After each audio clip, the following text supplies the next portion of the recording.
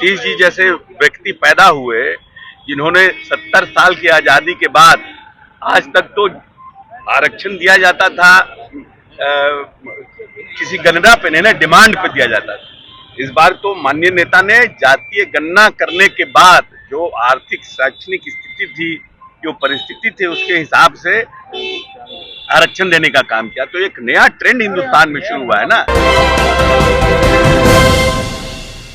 नमस्कार, देख रहे हैं आप सिटी पोस्ट लाइव और मैं हूं आपके साथ पूजा शर्मा। स्वतंत्रता सेनानी बिरसा मुंडा की आज जयंती है। इस मौके पर बिहार के मुख्यमंत्री नीतीश कुमार श्रद्धांजलि देने पहुंचे थे, जहां पर पत्रकारों को फिर से नमन करते हुए नजर आए और इसी के साथ उन्होंने कहा कि हम आप लोगों का सम्मान करते हैं। मौके पर मंत्री अशोक चौधरी भी मौजूद थे। मंत्री अशोक चौधरी ने मीडिया कर्मियों से बातचीत के दौरान प्रधानमंत्री नरेंद्र मोदी के झारखंड दौरे पर निशाना साधा और कहा कि 10 साल में उन्हें पहली बार झारखंड याद आया है।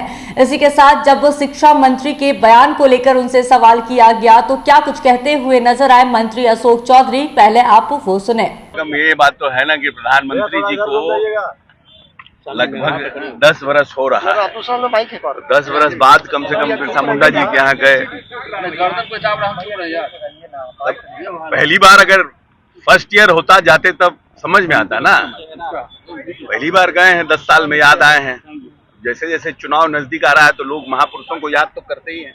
सर, अच्छी बात है। बीजेपी आपकी सरकार पे लगातार हमले कर रही है, चाहे वो आरक्षण मामला हो, चाहे कोई मामला हो, लॉ एंड ऑर्डर की बात हो, कैसे देखते हैं? आरक्षण पर क्या हमला करेगा? आरक्षण पर तो नीतीश जी जैसे व्यक्ति पैदा हुए जिन्होंने 70 साल की आजादी के बाद आज तक तो आरक्षण दिया जाता था किसी गणना पे नहीं ना, डिमांड पे दिया जाता था।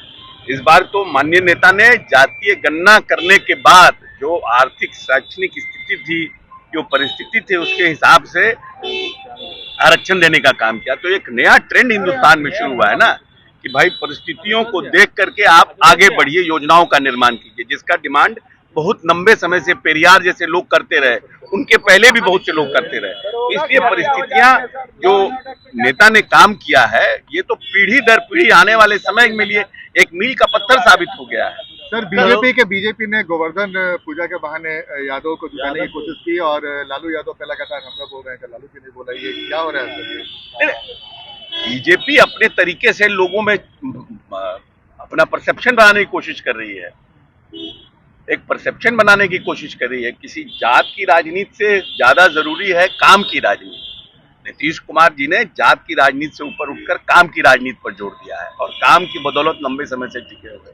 जो व्यक्ति काम करेगा वही बिहार पर राज करेगा। जात वाला लोग राज नहीं करते। जमुई में वो बहुत ही दुर्भाग्यपूर्ण घटना है और हम समझते हैं कि वहाँ के पुलिस अधीक्षक सक्षम है, क्योंकि मैं वहाँ का प्रभारी मंत्री रहा हूँ।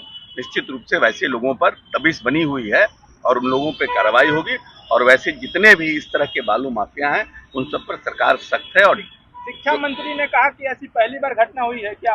पहले भी ऐसे होते रहे। देखो, घटना कोई भी हो, इसकी जितनी भर्त्सना की जाए वो कम है। और इस तरह की घटना जिसमें कि इस तरह के लोगों का मनोबल बढ़ा रहता है, वैसे लोगों के मनोबल को तोड़ना इस प्रशासन का प्रायोरिटी है, पहला काम है। तभी जनता अपने आप को सुरक्षित महसूस करती है। इसीलिए हम समझते हैं कि प्रशासन पूरी तरह से मुस्तैद है और वैसे लोगों को चिन्हित करके और उन पर कार्रवाई भी करेगी और भविष्य में इस तरह की घटना न हो उस पर भी निश्चित रूप से काम होगा। शिक्षा मंत्री डॉक्टर प्रोफेसर चंद्रशेखर के बयान पर क्या कुछ कहते हुए नजर आ रहे थे भवन निर्माण मंत्री अशोक चौधरी, सुना आपने। उन्होंने साफ तौर पर कह दिया कि घटना कोई भी हो वह निंदनीय है।